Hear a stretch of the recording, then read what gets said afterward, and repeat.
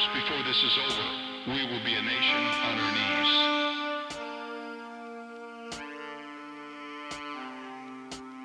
This coronavirus teaches us the vulnerability of everyone.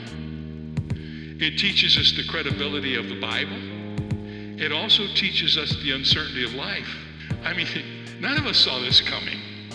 I don't know anyone who can honestly say they were preparing to wipe their schedules clean through the end of 2020 and stop attending church for weeks at a time, or be told by the government to shut down their business, go home, and don't come out again until we tell you. Who could have known? But the Apostle James knew. Here's what he wrote. Whereas you do not know what will happen tomorrow, for what is your life? It is even a vapor that appears for a little time and then vanishes away. James seems to be quoting or thinking of the psalmist who said this, indeed, you have made my days as a handbreadth, and my age is as nothing before you. Certainly every man at his best is but a vapor. I hope we can all use some of this required quiet time to reflect on our lives and to give God thanks for what he's already done for us and for his abundant grace evident in our lives. Because we have no certainty of tomorrow. Tomorrow does not belong to us. It does not belong to our determination. And surely what we have learned in this time is that out of nowhere, out of left field, I was planning my schedule for the whole year. I had it all squared away in color. It was in color. And here's something else that I've discovered, and maybe you've noticed this too. I've really been amazed at the scarcity of hope.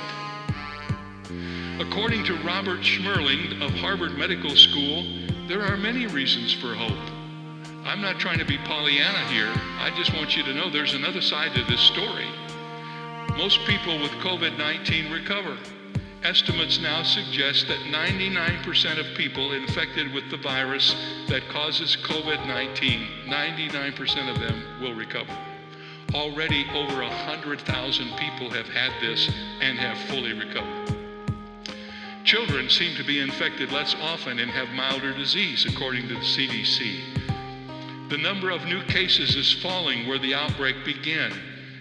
In Wuhan province, they are now reporting no new local cases for the first time since the outbreak began.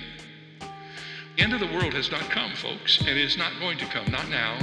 I do not believe this is a sign of the coming of Christ.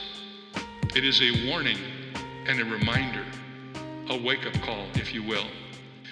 If you'll listen to this verse, maybe you'll agree with me. Here's what God says. Here's what the Bible says. This is 1 Peter 5:5. God resists the proud, but he gives grace to the humble. Perhaps before this is over, we will be a nation on our knees. And if we are, we will be in a better place than when we entered this virus.